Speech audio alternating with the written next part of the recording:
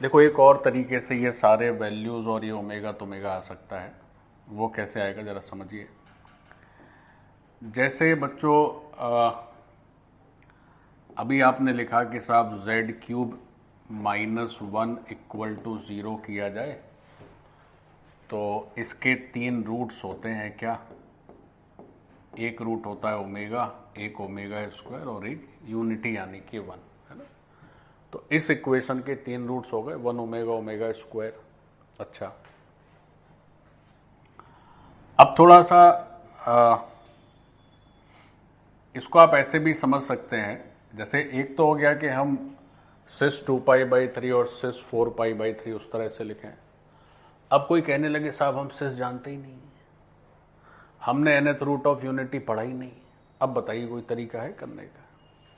तो भी तरीका है। कैसे? देखो, इसका एक ऑल्टरनेट थॉट प्रोसेस है जो मैं आपको बता रहा हूँ। तो वो ऑल्टरनेट थॉट प्रोसेस क्या है कि कैसे वैल्यूज तक हम पहुँच सकते हैं। बच्चों इसको फैक्टराइज कर दीजिए। तो a³ - b³ है तो पहला फैक्टर हो गया a - b और दूसरा हो जाएगा a² + b² + ab, तो सामने हो जाएगा 0। भाई a³ - b³ का फैक्टराइजेशन तो आप जानते ही हैं, ठीक। तो क्या हुआ कि एक फैक्टर तो z - 1 है और दूसरा फैक्टर एक क्वाड्रेटिक हो गया इन टर्म्स ऑफ z। तो इसको भी 0 करने से एक वैल्यू आएगी। तो अगर इसको 0 किया तो z की वैल्यू 1 हो गई, और अगर इसको 0 किया तो जो श्रीधराचार्य मेथड है उसको अगर यूज़ करें तो क्या लिखेंगे? -b + -b² - 4ac, तो b² - 4ac/2a। तो बच्चों z की यहाँ से इस क्वाड्रेटिक को 0 करने से 2 रिजल्ट मिल रहे हैं। एक मिल जा रहा है -1 प्लस रूट के अंदर -3/2, और एक मिल जा रहा है -1 माइनस रूट के अंदर -3/2। अब देखिए रूट के अंदर नेगेटिव आने का मतलब है कि ये रियल तो बिल्कुल नहीं है, तो है तो इमेजिनरी, ठीक है। अब जब रूट के अंदर -3 लिखा हुआ है तो आप उसको ऐसे सोच सकते हो, दिस इज रूट -1 × √3, और रूट -1 को ही हम लोग क्या बोलते हैं? आयोटा। तो इस तरह से भी अगर सोचें हम, वो सिस 2π/3 वाले से अगर नहीं हमें उसकी जानकारी है तो ऐसे भी सोच सकते हैं कि बच्चों जो z है, एक तो 1 आ गया और एक आ गया हमारा -1 + i√3/2 ऊपर वाले से, और एक हो गया -1 - i√3/2। ऐसे भी सोचा जा सकता है। तो ये जो -1 + i√3/2 है वही ओमेगा है और ये ओमेगा स्क्वायर है, तो ऐसे भी कर सकते हो। सो दिस इज ऑल्सो z, तो 1 ओमेगा ओमेगा स्क्वायर। तो इस तरह से जो नॉर्मल इक्वेशन सॉल्विंग है उसको यूज़ करके भी हम 3 आंसर निकाल सकते हैं जो क्यूब रूट ऑफ यूनिटी के हैं। 1 है -1 + i√3/2, -1 - i√3/2। अच्छा एक बात और ध्यान रखें, ये बच्चों एक इमेजिनरी नंबर का स्क्वायर है तो हमेशा स्ट्रिक्टली नॉन नेगेटिव होगा ऐसा नहीं कह सकते। अगर रियल नंबर का स्क्वायर है तब हमेशा नॉन नेगेटिव होता है, तो इस बात का भी ध्यान रखेंगे, ठीक है। So this part is done. अब ऐसे ही एक इसका जोड़ीदार भी है, उसको भी कर ही लेते हैं बच्चों। जैसे मैं 2 फैक्टराइजेशन करके लिखता हूँ, आप ध्यान रखिएगा उसका।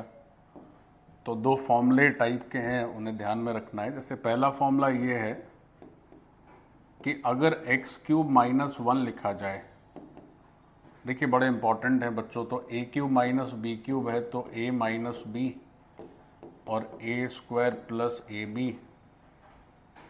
+ b, ऐसे, ठीक है।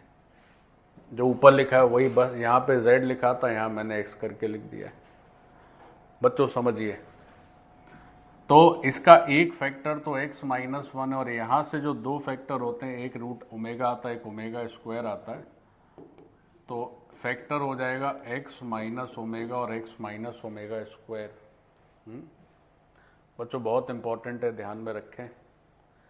या आप इसको ऐसे ब्रेक करके भी लिख सकते हैं कि अगर कोई x square plus x plus 1 के फैक्टराइजेशन करने को आपको बोले या इसके दो रूट्स पूछ दे, तो आप डायरेक्टली लिख सकते हैं एक्स माइनस ओमेगा और एक्स माइनस ओमेगा स्क्वायर, है ना। यार इसको अगर ज़ीरो किया जाए तो आप ऐसे लिख सकते हैं कि अगर कभी भी x square plus x plus 1 zero लिखा हो तो आप डायरेक्ट यूज़ कर सकते हैं कि एक वैल्यू एक्स की ओमेगा आनी है और दूसरी वैल्यू ओमेगा स्क्वायर आनी है, क्योंकि ऊपर से ही तो डिराइव हो रहा है बच्चों।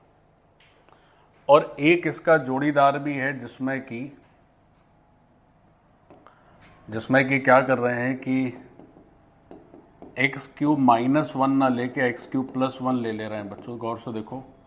तो ये a cube plus b cube का फॉर्मूला बनेगा, तो ए प्लस बी आएगा और फिर आएगा a square minus a b plus b square, ऐसे, है ना, a square plus b square minus a b.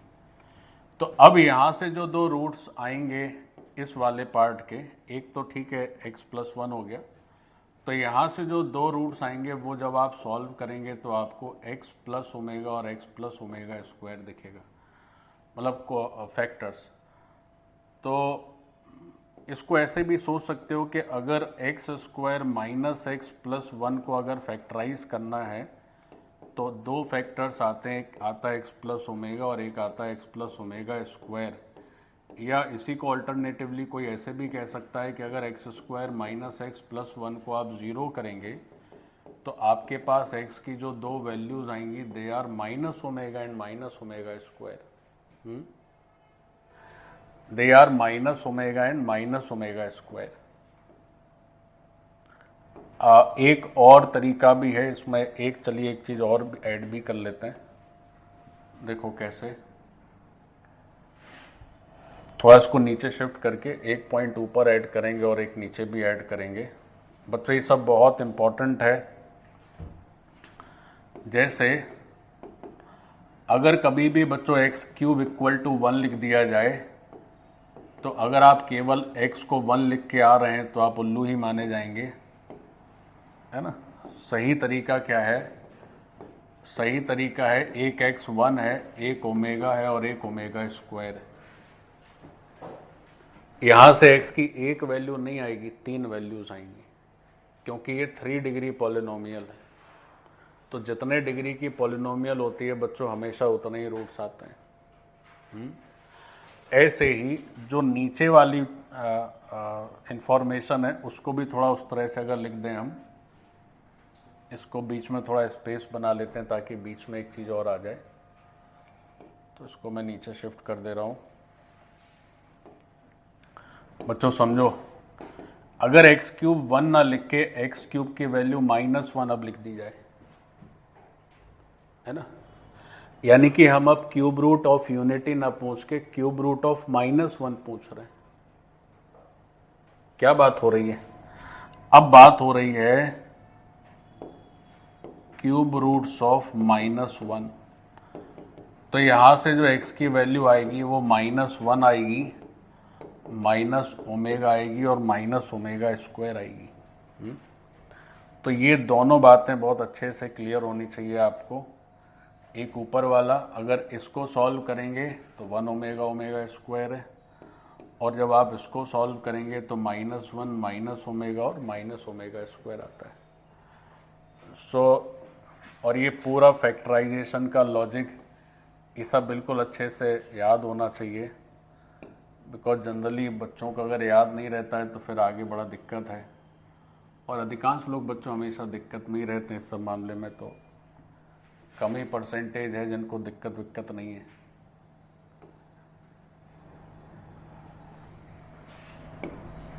तो एक बार 1 के क्यूब रूट की बात हो रही है और बच्चों एक बार -1 के क्यूब रूट की बात हो रही है, एक बार 1 के क्यूब रूट की बात हो रही है और एक बार -1 के क्यूब रूट की बात हो रही है। ध्यान दिया जाए,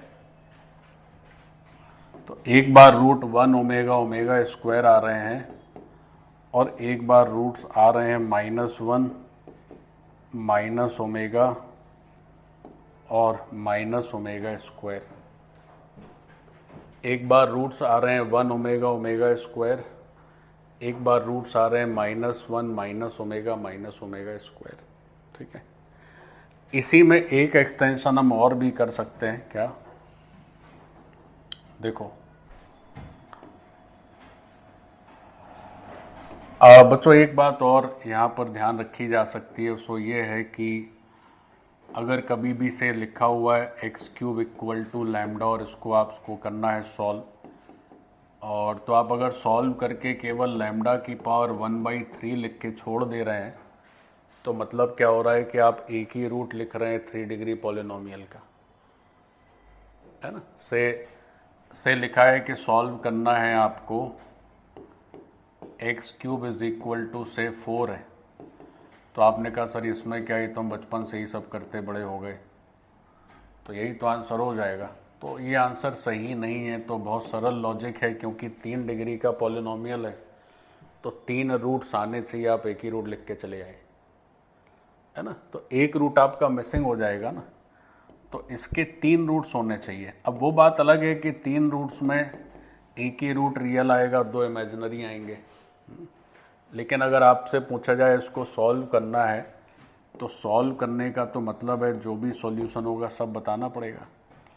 तो अगर आप केवल इतना ही लिख के आ रहे हैं तो आप केवल एक रूट लिख रहे हैं, ओनली 1 रूट तो लिख रहे हैं, 2 रूट्स जो हैं यहाँ पर मिसिंग हो जा रहे हैं। ठीक, तो ये सॉल्यूशन इनकम्प्लीट माना जाएगा, गलत माना जाएगा। तो इसका कंप्लीट सॉल्यूशन क्या लिखोगे भाई? तो इसका कंप्लीट सॉल्यूशन कैसे लिखा जाएगा? तो अगर बच्चों x³ is equal to lambda है तो x की आपको एकदम पक्का ध्यान में रखना है, क्यूब रूट ऑफ लैम्डा तो रहना ही है, लेकिन एक वैल्यू हो जाएगी cube root of lambda into omega और एक हो जाएगा cube root of lambda into omega square. ठीक है, so this is also a very very important basic result. You know बच्चों, अगर तुम्हें सब बेसिक याद है और तुम थोड़ा सा भी काम करते हो, रोज से 15-20 क्वेश्चन भी रेगुलरली अगर आप सॉल्व करते हैं मैथ्स के डेली बेसिस पर, तो gradually you will definitely excel, means no one can stop you. लेकिन आपको बेसिक ही जब पता नहीं है तो फिर क्या सॉल्व करोगे और क्या कर लोगे। तो बेसिक कॉन्सेप्ट एकदम क्लियर हो और फिर डेली कुछ कुछ आप सॉल्व करते रहें नियमित, तो आप अच्छे हो जाएंगे। हो गया। अब देखिए फॉर्मूले की बात चल रही है तो 2 और छोटे छोटे फॉर्मूले उन्हें भी लिख ही दिया जाए। तो 2 और फॉर्मूले छोटे छोटे क्या हैं? जैसे आपको याद होगा जब हम लोग बेसिक मैथ्स पढ़ते थे तो मैंने आपको एक फॉर्मूला बताया था, a² + b² + c² minus ab minus bc minus ca। तो हम लोग पढ़ते थे कि ये हाफ हो जाता है, फिर a माइनस बी का होल स्क्वायर, फिर b माइनस सी का होल स्क्वायर और c माइनस a का होल स्क्वायर, इस तरह से इसको लिखते हैं। अब इसको अगर 2 हिस्सों में बांटना हो तो कैसे बांटेंगे? तो a + b omega + c omega square लिख लीजिए और a + b omega square + c omega, इस तरह से आप लिख सकते हैं। When you multiply these two, you will get the same result. अगर हम a² + b² + c² minus ab minus bc minus ca कर रहे हैं तो डायरेक्ट हम 2 हिस्सों में इस तरह से बांट सकते हैं। अच्छा, एक बात और, चूंकि ये सिमेट्रिक फॉर्मूला है, सिमेट्रिक होने का मतलब है कि आप जैसे a b omega c omega square लिख रहे हैं, ये ज़रूरी नहीं है। किसी का मन करे तो वो b से भी शुरू कर सकता है, c ओमेगा कर दे, a ओमेगा स्क्वायर कर दे, फिर यहाँ c में ओमेगा स्क्वायर कर दे और a में ओमेगा कर दे। फिर किसी का मन करे तो वो c से शुरू कर सकता है, ऐसे भी किया जा सकता है। क्योंकि ये सिमेट्रिक फॉर्मूला है, सब एक ही जैसे लाइन पे चल रहे हैं, तो आपकी जैसी इच्छा बच्चों उस तरह से आप लिख सकते हैं। लेकिन जो पहला लिख लिए तो उसके करस्पॉन्डिंग ये दूसरा लिखना है। पहले में जिसमें ओमेगा है दूसरे में उसमें ओमेगा स्क्वायर करोगे, यहाँ जो ओमेगा स्क्वायर है तो ओमेगा करोगे, तो जब तुम मल्टीप्लाई करोगे तो will get the same result. So this is also a very simple and important formula. ये भी कई बार हो सकता है कि आपको काम आ जाए, तो उसको भी ध्यान रखें।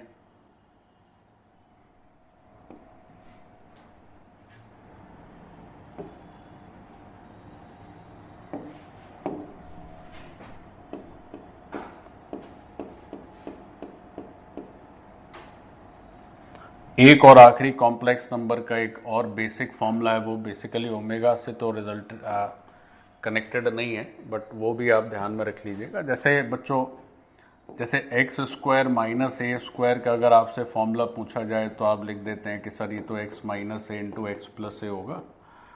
लेकिन अगर कोई आपसे x square plus a square का फॉर्मूला पूछ दे, तो अभी तक मैंने कभी आपको x square plus a square को फैक्टराइज करना नहीं सिखाया, बट आप इसको भी आसानी से फैक्टराइज कर सकते हैं। इसको आप लिख सकते हैं x minus a I into x plus a आई, है ना।